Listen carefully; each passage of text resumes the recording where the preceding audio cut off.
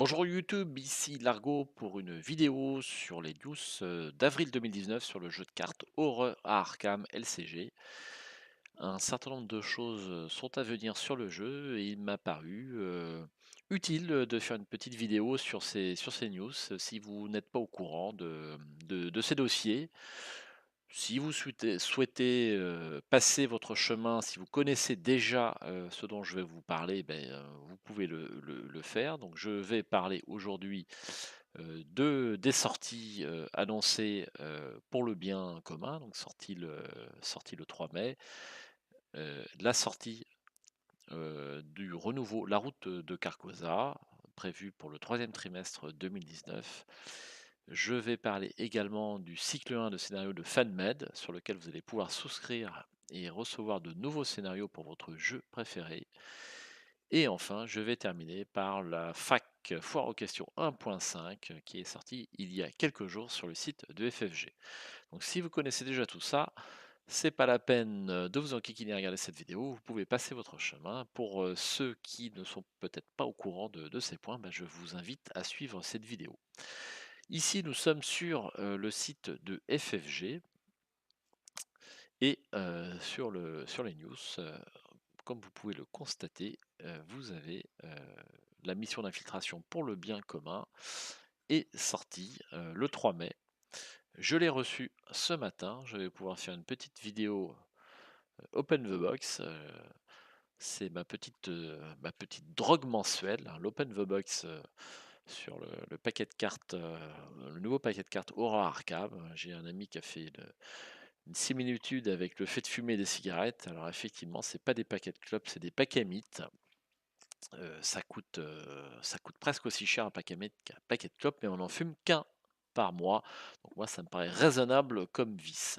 Donc là, nous allons explorer un manoir de l'ordre du crépuscule d'argent. Euh, voilà, donc impatient d'y être. Les portes de la loge. Vous pouvez lire tout ça, c'est intéressant à lire. Pour l'Open the Box, ça sera dans quelques heures. Si ça vous intéresse, ça sera sur YouTube. Ou si vous voulez garder la surprise, eh ben forcément, vous ne la regardez pas. Ensuite, nous avons la sortie de la boîte Le Renouveau, la route de Carcosa. La nouvelle, euh, la nouvelle boîte, hein. Il y en a déjà deux, Horror à Dunwich et le renouveau de la nuit de la Zénatrice. De mon point de vue, des boîtes d'excellente qualité. Vraiment, ça vaut son prix. Je trouve que ils ont bien fait de sortir ces boîtes qui renouvellent beaucoup les campagnes, hein. Ça rajoute de la rejouabilité, puis ça permet de ranger les cartes dans des boîtes super jolies. C'est un petit peu cher, mais Aurora Arkham, de toute façon, c'est pas un jeu bon marché comme tous les jeux de cartes évolutifs. C'est pas sa qualité première, un bon marché. Je pense que je ferai une petite vidéo sur le coût investi sur ce jeu, mais pour l'instant, je me cache les yeux, c'est terrible. On veut pas savoir en fait, hein. Vous êtes peut-être comme moi, je veux pas savoir combien j'ai investi, mais je me disais que ça serait quand même, utile et pour pas se voler la face. Donc sur cette, nouvelle extension, c'est prévu donc entre le 1er juillet et le 30 septembre, en espérant qu'il ne soit pas en retard. Donc j'espère que ça sera le 1er juillet, non le 30 septembre. Je suis un peu dubitatif pour l'été, mais bon, on va voir et je suis impatient, là encore, d'avoir cette nouvelle boîte. Ensuite, je souhaitais vous parler du cycle 1 de scénario de FanMed. Donc là, nous sommes sur le site, sur le forum de la communauté francophone, non officiel Horror Arkham. Je pense que vous connaissez tous ce forum, il n'y en a qu'un. Il y en a qu'un qui parle un petit peu de votre jeu favori, c'est celui-ci. Donc je ne vais pas vous rappeler l'adresse, mais vous l'avez ici en haut si ça vous intéresse. Donc là, nous sommes sur l'écran d'accueil, ensuite manchette du journal, puis cycle 1 de scénario FanMed, et vous arrivez sur le poste de Vincast, qui date d'avril 2019, donc c'est pas vieux. Donc j'avais déjà entendu parler de ces scénarios qui étaient en cours, mais là c'est formalisé un petit peu, et je l'ignorais, enfin je l'ai appris la semaine dernière. Donc c'est vous allez pouvoir commander ces 8 scénarios accompagnés de 5 investigateurs nouveaux pour une somme, relativement modique. Donc au 16 avril, comme vous voyez, nous avons 287 personnes intéressées, plus une, je me suis inscrit hier, donc je dois être la 288e. Alors il n'y a pas le décompte ici, mais je suppose que c'est ça. Donc vous avez ces 8 scénarios, Face au Wendigo, Jouet d'une illusion, le festival, le Palais du Rire, le Pont des Soupirs, le Wyrm de Pencher, les Seuils de la Croyance et Pulsion Cinégétique, plus, plus 5 investigateurs. Donc les 5 investigateurs ne sont pas là, je les ai vus, mais je ne peux pas vous les montrer malheureusement. Donc nous avons, je me souviens du Mystique, qui lui m'a frappé par son illustration, je dirais un petit peu faiblarde. C'est un derviche, hein, donc derviche, c'est des espèces de danseurs prêtres en Turquie qui ont été éliminés par l'empereur turc au début du siècle, là, persécutés même, on peut dire. Et donc le mystique, c'est un derviche hein, qui peut rentrer en transe, etc., etc. Nous avons un psychologue, c'est le chercheur. Nous avons un agent du FBI, c'est le gardien. Et j'ai oublié le truand et le survivant. Ça va peut-être me revenir, mais pour l'instant, j'ai oublié. Donc j'en ai trouvé 4 sur 5 d'excellente qualité. Le cinquième, le derviche, un peu faiblard, avec une illustration qui ressemble un peu à celle de Silas. Je ne sais pas si vous voyez le marin. Le marin, bon, avec une illustration, moi, que je trouve un peu pauvre. Bon, euh, vous ferez votre opinion. Mais sinon, les 4 autres sont de qualité professionnelle, de même que ces 8 scénarios. Donc, je vais vous montrer quelques cartes sur ces 8 scénarios. Enfin, je vais pouvoir vous montrer une partie des cartes d'un scénario, puisque les autres ne sont pas accessibles. Ils ont fait exprès de ne pas les rendre accessibles, forcément pour qu'on les commande. Et puis, je trouve que c'est une bonne chose. La moindre des choses pour récompenser le travail des bénévoles, bah, c'est peut-être quand même de se joindre à la commande groupée qui va être faite. Donc là, nous sommes 288 et ça donnera un prix de revient, pardon, à ce jour de 31,50 €, donc pour 8 scénarios qui sont presque professionnels. Je dirais le jeu de base est dans l'excellence et là, nous sommes seulement dans le très bon. Donc ça reste méritant quand même. Donc je vous recommande de souscrire à cette offre, hein. Donc pour l'instant, il n'y a pas d'engagement. Vous allez juste devoir remplir un petit Google Form qui se trouve ici et pour juste indiquer que vous êtes intéressé. Il n'y a pas d'engagement. Ça prend votre email et puis ça indique que vous êtes intéressé à souscrire à cette offre pour 31,50 € plus les frais de port. Sauf si vous habitez à Paris, vous pouvez aller les chercher. Sans plus attendre, je vous montre quelques cartes. Donc ici, nous avons le guide de campagne de Face au Wendigo. Donc comme vous pouvez le voir, ça ressemble vraiment beaucoup à ce que vous pouvez trouver dans le commerce sur les extensions de luxe, hein. Une présentation, des règles supplémentaires à clarification, un prologue à lire, une mise en place, et puis ne pas lire les conclusions comme d'habitude sur les scénarios. Donc ça, c'est pour la petite notice. Ensuite, vous avez quelques cartes. Donc là, c'est le masque d'Api. Je vais peut-être vous faire une vue générale.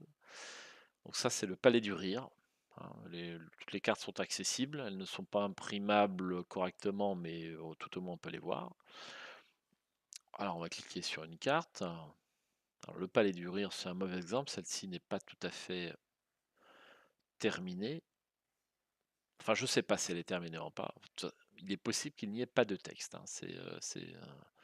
Je n'ai pas fait le scénario, donc il n'y a pas de texte. Donc ça paraît pas terminé, mais c'est possible que ce soit inclus dans le scénario. Donc là, on a encore des lieux niveau 2. Ici, on a le bassin à balles. 2 de valeur occulte, 0 indice.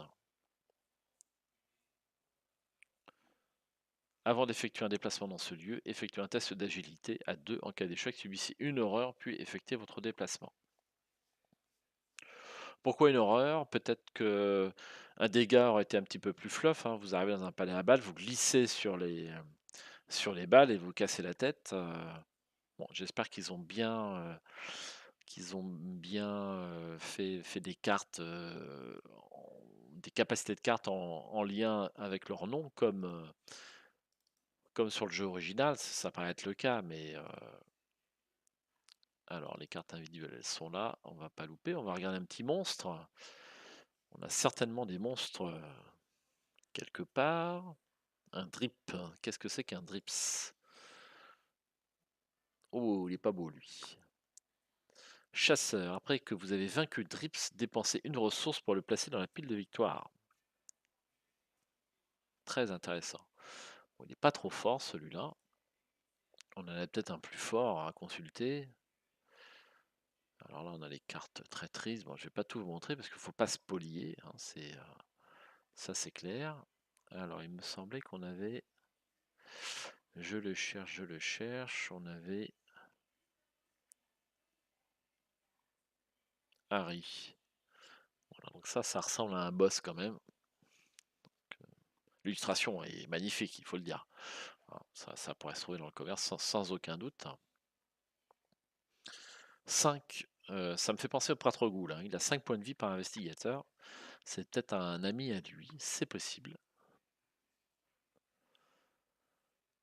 4 de lutte, 5 en agilité. Bon, c'est du costaud. Voilà, donc ça, c'est les cartes du Palais du Roi. Donc, comme vous pouvez le voir, c'est de très très bonne qualité et on s'y méprendrait avec avec une extension du commerce. Donc, je vous recommande vivement de souscrire donc à cette proposition de Vincast pour ces 8 scénarios. 2,50 € de frais de port, ça reste raisonnable. Et actuellement 31,50 € pour ces 8 scénarios et ces 5 investigateurs supplémentaires. Voilà, j'espère que vous serez le numéro 289. Ensuite, je voulais vous parler de la foire aux questions 1.5. Vous pouvez la trouver bien sûr sur le site de FFG. Donc la foire aux questions 1.5 d'avril 2019. C'est tout chaud. Vous la connaissiez peut-être. Il y avait un certain nombre de précisions sur les règles et on va dire des ratas sur les campagnes. Bon, j'ai lu l'ensemble, rien ne m'a surpris. J'ai pas vu de grandes modifications, hein. On s'est allé au moins une fois, mais il n'y a rien de plus par rapport à la précédente, sauf la grande modification, c'est la liste des tabous. Alors la liste des tabous, pour le coup, c'est une modification très surprenante, je ne m'attendais pas à ça. Donc ils ont fait une liste trois listes de cartes, les cartes limitées, les cartes mutées et les cartes interdites. Ce sont des tabous, c'est quelque chose de facultatif que vous pouvez intégrer à vos parties ou non. Personnellement, je vais l'intégrer de façon obligatoire à mes parties parce que je trouve que les petites modifications qui ont été faites au bout de 4 ans, le jeu était de très bonne qualité, mais au bout de 1600 cartes, il y a forcément des petits déséquilibres qui se créent. Et là, au bout de 4 ans, pour moi, c'est le signe que la qualité du jeu était vraiment excellente à la base, parce que pour l'instant, ils n'ont pas eu besoin de le faire. Et là, au bout de 4 ans, oui, on a des petites modifications. Moi, je trouve ça quand même de très très bonne qualité. Et même les meilleurs esprits, le concepteur du jeu, bah écoutez, tout le monde a ses faiblesses. Il y a des petites choses qu'on peut pas prévoir au début. Et moi, là, ils ont fait ces modifications de façon facultative. Moi, je les aurais rendues obligatoires. C'est mon point de vue. Je vais peut-être pas me faire que des amis, notamment Shep, hein, le Belge que vous connaissez peut-être si vous regardez ses vidéos YouTube, hein, la machette, il en parle avec amour, hein, donc et il la modifiera pas, hein, il l'a dit a priori. Il a peut-être changé d'avis, mais pour lui, c'est la meilleure arme du jeu. Il a raison, incontournable. Et là, forcément, il est un petit peu déçu. Donc la machette, maintenant, pour l'intégrer à vos decks, vous aurez besoin de la payer 2 XP, hein. Elle était à 0 XP, intégrable dès le début. Maintenant, c'est 2 XP par machette, 2 machettes, 4 XP. Donc là, c'est plus pareil, forcément, ça change la donne. Donc j'espère que des fans vont nous intégrer, nous faire des cartes erratées, hein, vous pourrez glisser dans vos sleeves, hein, si vous faites une impression couleur, puis vous glissez la carte dans le sleeve, ça vous permet quand même de, de jouer avec la modification. Ça serait super sympa. Ça serait super sympa aussi de modifier l'application Arkham Horror DB, hein, .com. Donc ça, c'est à mon avis le plus gros problème parce que lorsque vous créez vos decks là-dessus, ah, forcément, pour l'instant, on n'a pas d'option à cliquer liste des tabous. Donc ça, je trouve que ça serait super utile. Mais enfin, jusqu'à présent, le concepteur de cette appli a été super réactif pour les autres modifications. On peut espérer qu'il le soit pour ça aussi.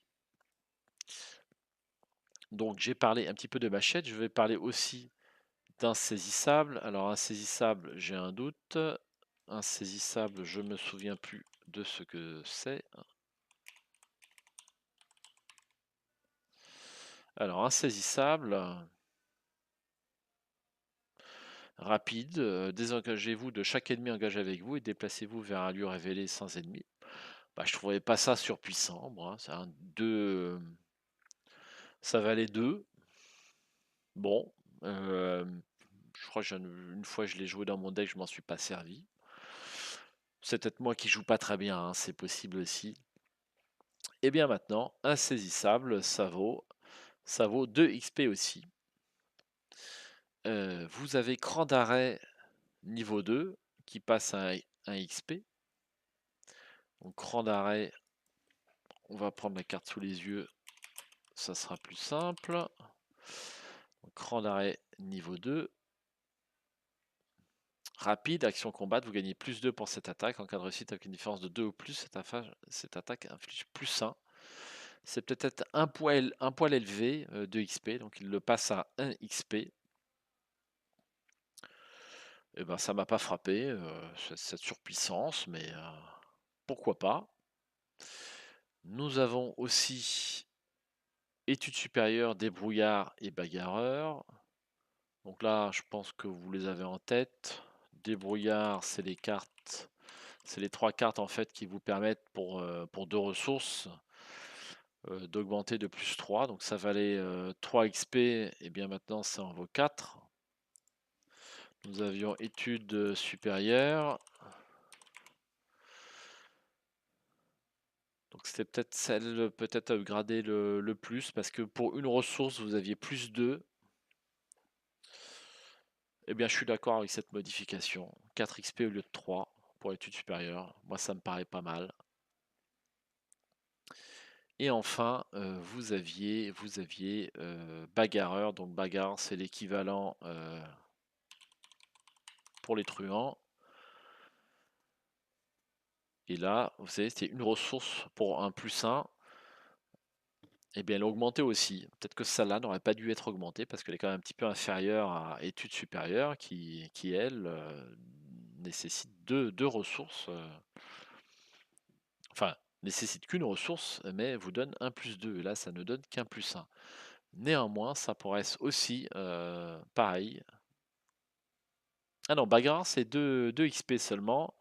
Et à la base, ah bah ils l'ont baissé. Ils l'ont baissé, c'est moi qui raconte des bêtises. Ils l'ont baissé, et c'est une bonne chose. Donc elle vaut que 2 XP, alors que études supérieures et débrouillard sont passées à 5 et 5 en fait. 5 et 5. Je suis entièrement d'accord avec ces modifs. Mais ce n'est rien à côté des cartes mutées.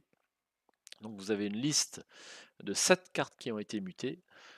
Donc le docteur Milan Christopher, donc muté, c'est-à-dire que le texte a été modifié, les XP n'ont pas été modifiés, mais le texte a été modifié. Donc la capacité réaction du docteur Milan Christopher indique désormais, après que vous avez enquêté avec succès, incliné le docteur Milan Christopher. Eh bien, c'est une bonne chose parce que le docteur Milan Christopher, on le voyait systématiquement dans tous les decks chercheurs, c'était incontournable, c'est une carte qui est bien trop forte. Ça ne fait aucun doute là-dessus. On ne voit que lui dans les decks chercheurs et je trouve que ça limitait un petit peu la variété des decks chercheurs. Alors, on pouvait rajouter un autre allié en 2 exemplaires, mais certainement pas 2 autres. Donc ça, je trouve que vraiment cet allié, le docteur Milan Christopher, était bien trop surpuissant et là, ça vient un petit peu limiter sa capacité. Certaines cartes permettent de désincliner les cartes, hein, de les redresser. Donc vous pouvez quand même jouer cette capacité 1 ou 2 fois par tour encore, si vous avez c'est la carte qui permet de redresser le docteur Milan Christopher. Néanmoins, ça vient, la limiter de façon importante, donc probablement que maintenant vous ne pourrez jouer la capacité de Milan Christopher qu'une seule fois par round et c'est une excellente chose de mon point de vue. Ensuite, nous avons Rex Murphy. La capacité réaction de cette carte gagne limite d'une fois par round. Donc Rex Murphy, c'est l'investigateur enquêteur qui, lorsqu'il réussit un test avec un écart de 2 ou plus, peut découvrir un indice supplémentaire. Donc autant dire que Rex, presque à chaque enquête, découvrait 2 indices au lieu d'un. C'était bien trop puissant aussi. Alors, c'était pas tellement rééquilibré par sa traîtrise. Donc je trouve que là encore que c'est, quelque chose qui était nécessaire pour Alex Murphy et pour moi ça devrait être erraté et non seulement, muté de façon facultative. Je vais pas me faire que des amis, c'est sûr, mais bon, que voulez-vous? Je donne mon opinion. Ensuite, nous avons creusé trop profondément, donc c'est une carte qui vous permettait, en piochant une carte rencontre, pour chaque investigateur, d'avoir un point de XP, un point de victoire supplémentaire. Et maintenant, cette carte est limitée à 2 exemplaires dans la pile de victoire de façon collective. Bon, j'avais pas encore joué cette carte, donc j'ai du mal à en parler. Ça paraît pas abusif comme modification. À jouer. Ensuite, nous avons présence d'esprit. Donc, présence d'esprit vous permet d'avoir une action supplémentaire. C'est une carte qui est jouée lors d'un test de compétence. Et avec un, si vous réussissez ce test avec un bonus de 2 ou plus, vous avez une action supplémentaire pour le tour. Donc, c'est un maximum de 2 actions, puisqu'il n'y a que 2 cartes présence d'esprit par définition dans chaque deck. Donc, ça ne me paraît pas vital comme modification. Néanmoins, ils ont jugé utile de l'inclure. Pourquoi pas? Ensuite, vous avez un atout dans la manche qui passe donc à limite d'une fois par round. Donc un atout dans la manche, c'est une carte rapide qui vous permettait d'avoir 3 actions supplémentaires.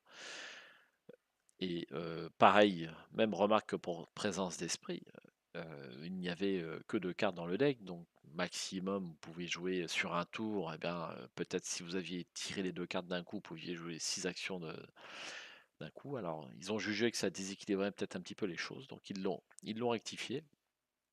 C'est vrai que groupé avec un jour de paix, hein, qui vous rapporte une ressource par action, c'était assez puissant. Maintenant, un atout dans la manche, c'est limite d'une fois par round. Enfin, avant-dernière carte, vous avez tour de passe-passe. Donc tour de passe-passe, la capacité de cette carte indique désormais mettez en jeu un soutien objet de votre main qui occupe moins de 2 emplacements de main. Alors effectivement, tour de passe-passe sur une mitrailleuse à camembert, c'était un petit peu abusif. Tour de passe-passe sur une batte de baseball, ou une hache d'incendie. Je sais plus la hache d'incendie si c'est 2 mains ou une main, j'ai un doute, mais batte de baseball, c'est sûr, c'est 2 mains. Ça paraît un petit peu abusif et là encore, c'était pas très fluff. Donc là, c'est une modification que je trouve très bienvenue sur tour de passe-passe. Donc tour de passe-passe, vous sortez un petit objet, dans votre dos et vous le remettez dans votre poche. Oui, c'était très fluff, mais pas pour une mitraillette, c'est évident. Donc là, c'est une bonne chose. Et enfin, la clé 10. Alors la clé 10, je vais la reprendre sous les yeux parce que c'est une carte que je ne connais pas très très bien. La clé 10, voilà, c'est ici. Donc c'est une carte qui valait déjà 5 XP et qui passe exceptionnelle. Donc il vous faut 10 XP pour avoir la clé 10. Alors la clé 10, vous gagnez +1 à chacune de vos compétences pour chaque horaire sur la clé 10, mais c'est monstrueusement puissant et c'était évidemment que cette carte, de mon point de vue, était ratée. Elle est à rectifier d'urgence parce que c'est bien, même pour 5 XP, c'est quand même trop puissant. C'était quasi incontournable. Alors peut-être que 8 XP ou 6 XP, bon, aurait peut-être été un juste milieu. 10, c'est quand même beaucoup. Allez, 8, moi j'aurais voté 8 si on avait fait un sondage, j'aurais voté pour 8 sur la clé 10. Mais +1 pour toutes les compétences, pour chaque horreur placée sur cette clé, bon, Forcer quand la clé 10 quitte le jeu, défausser les 10 cartes du dessus de votre deck, bof. Et alors? Bon, vous prenez une horreur, hein, si vous allez jusqu'au bout de votre deck. C'est pas non plus la mort. Et puis si ça se trouve, vous allez défausser une traîtrise. Donc bon. Non, franchement, cette carte était à réviser, ça fait aucun doute. Donc là encore, je suis très d'accord. Alors, je suis très bon public, hein, comme vous avez pu le constater sur mes différentes vidéos. Je souscris à beaucoup d'éléments du jeu, et notamment à cette liste des tabous, hein. J'ai vu quelques débats sur le forum, donc si vous voulez aller mettre votre grain de sel sur le forum, n'hésitez pas. Chacun donnera son avis. De toute façon, vous êtes le seul patron, puisque c'est facultatif et intégré sur vos parties, mais en tout cas sur les miennes, ça sera intégré, ça ne fera aucun doute. Voilà pour ce dont je voulais vous parler aujourd'hui.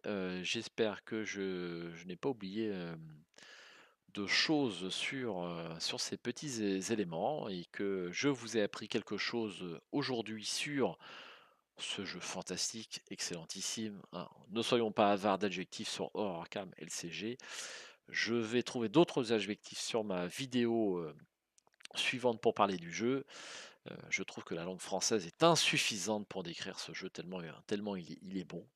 Voilà pour le petit complément aujourd'hui. Je vous donne rendez-vous pour ma vidéo suivante. Ça sera l'Open the Box, le bien commun. J'ai reçu le paquet ce matin. Il me reste juste à faire la vidéo.